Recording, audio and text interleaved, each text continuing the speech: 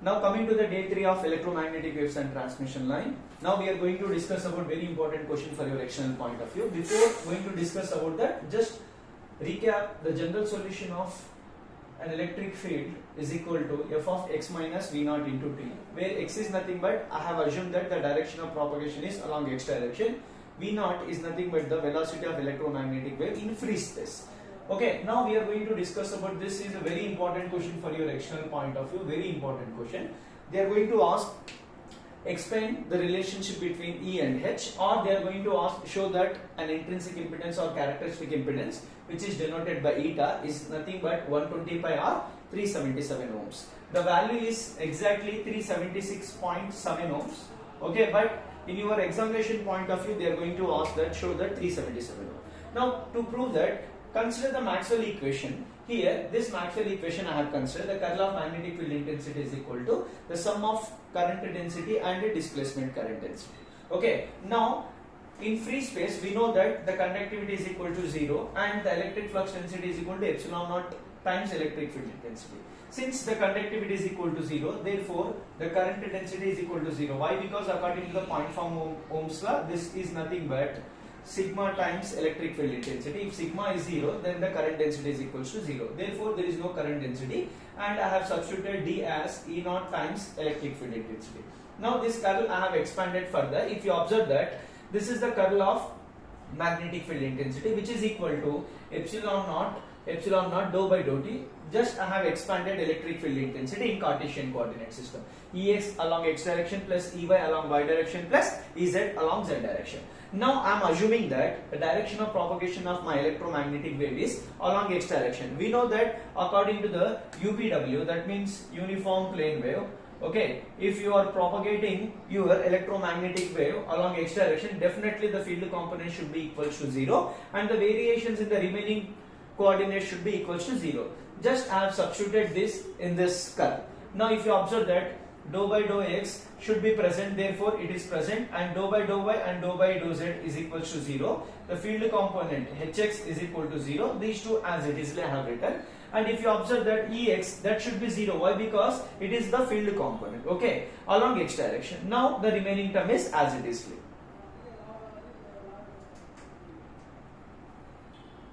Okay, now we are going to derive the det here. Now if you observe that, if you close the particular row and particular column, then it becomes 0 minus 0. Therefore, I didn't return any x component here. Now similarly minus, okay, the particular row and particular column, if you close that, dou by dou x of hz, dou by dou x of hz, okay, minus 0. Therefore, I didn't return any minus. Now if you observe that plus along z direction, it becomes dou by dou x of hy, dou by dou x of hy minus 0. Is it clear? Therefore, I have taken dou by dou x of hy.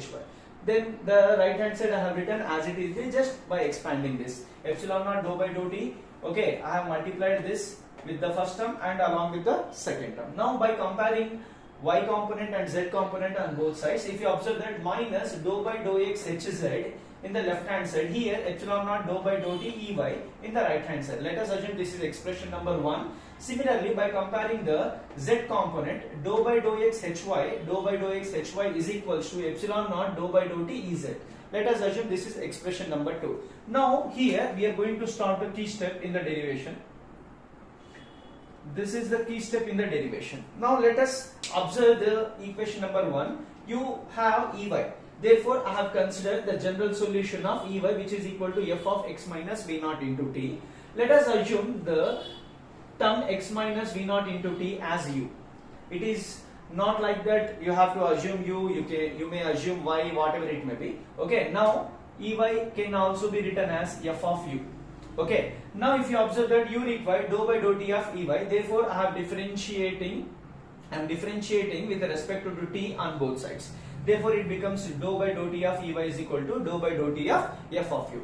This is the first key step. Now coming to the second key step here. Okay, now this dou by dou t of f of u, you have to write in terms of u. That means if you observe that dou by dou t, I am going to write in this manner, dou by dou u times dou u by dou t f of u. Okay, how I have written, once again if you observe that this dou by dou t, I have written dou by dou u times dou u by dou t. Dou u gets cancelled. Once again, it becomes dou by dou t. Now, if you observe that, I required this term. Now, if you observe that, what is u? X minus v naught into t. You required, you have to differentiate the u with respect to t. If you differentiate u with respect to t, this becomes 0 minus, this becomes what? Since it is multiplied with t, therefore it becomes v naught. That means dou u by dou t is equals to minus v naught. Is it clear? That means this term is equals to dou f of u by dou u times minus v naught. Is it clear? This is nothing but dou f of u by dou t, which is also equals to what? Dou by dou t of Ey. This is the very important key step. Once again, if you observe that, dou by dou t of Ey is equal to dou by dou t of f of u. This I have written in terms of u. Dou by dou u times dou u by dou t of f of u. Now, if you observe that dou u gets cancelled, once again you may get the same expression. Now, you require dou u by dou t. Since u is equal to x minus v naught into t, if you differentiate with respect to t on both sides, this is not any t term, therefore it becomes 0 minus v naught into t. If you differentiate with respect to t, it becomes 1, therefore minus v naught. Therefore, this term is equals to minus v naught. Therefore, dou by dou t of Ey, you may write minus v naught into dou f of u by dou u. Now, if you observe that, dou by dou t of Ey, just now we have derived, which is equal to dou by dou u of f of u times minus v naught. Similarly, if you observe this one, we require dou by dou x of hz. This also we have to write in terms of u. Dou by dou x of hz, I am writing dou by dou u times dou u by dou x. Dou u gets cancelled. Once again, it is equals to dou by dou x hz. Now, we have to differentiate u with respect to x. We know that u is equal to x minus v naught into t. If we are going to differentiate with respect to x on both sides, this value is equals to 1. Therefore, I am substituting in this place 1. Therefore, dou by dou x of hz will become dou by dou u into hz. Now, I am substituting this and this in this first expression. Therefore, it becomes minus dou by dou x of hz can be written as dou by dou u of hz, which is equals to, now if you observe that, epsilon naught dou by dou t of Ey. Therefore, dou by dou t of Ey can be written as, don't forget you are having minus v naught dou by dou u f of u. Now, minus minus gets cancelled. Therefore, if you observe that, dou by dou u hz is equals to epsilon naught v naught dou by dou u f of u. Now, I am integrating on both sides. I am integrating on both sides. If you integrate on both sides with respect to u, then what happens? The integration, if you integrate on both sides, what happens? This integral will cancels the derivative. Therefore, what is the remaining term you are having? If you observe that, hz is equals to epsilon naught v naught. Okay, then what is this? You are having f of u. We know that f of u is equals to what? Ey. Why? Because you have considered Ey is equal to f of x minus v naught into t, where you have assumed this is u. That means f of u can be written as Ey. That means it is equals to what? Ey. This is expression number 3. Now, if you observe this expression number 3 and expression number 1, you are having hz. Hz is equals to epsilon naught v naught. You are having Ey. Similarly, if you do the same process for equation number 2, if you observe how I am writing, hy is equals to epsilon naught v naught. Here you are having Ez.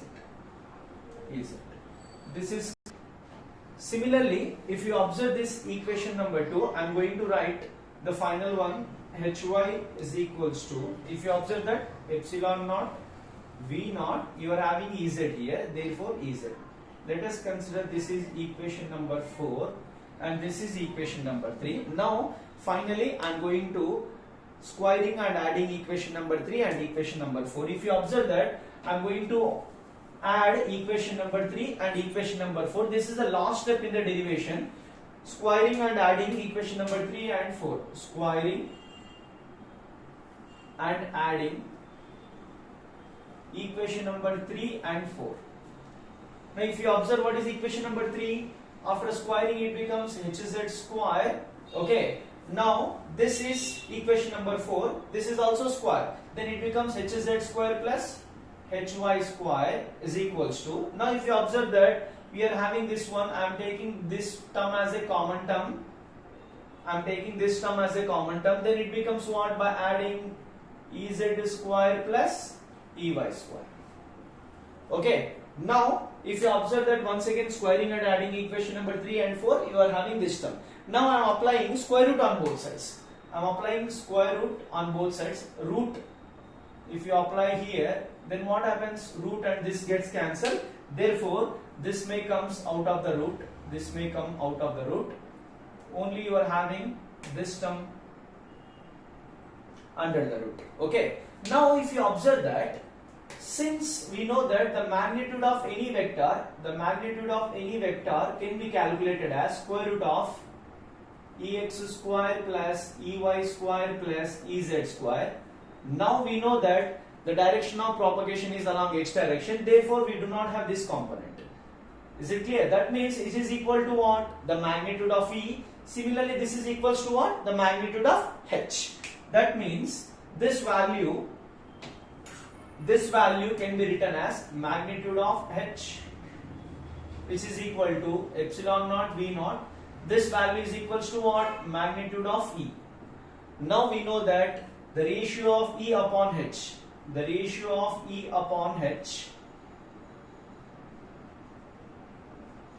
okay, just I am taking this term to this side and this term to this side. It is equal to 1 by epsilon naught V naught. Now we know that the units of this is volts per meter.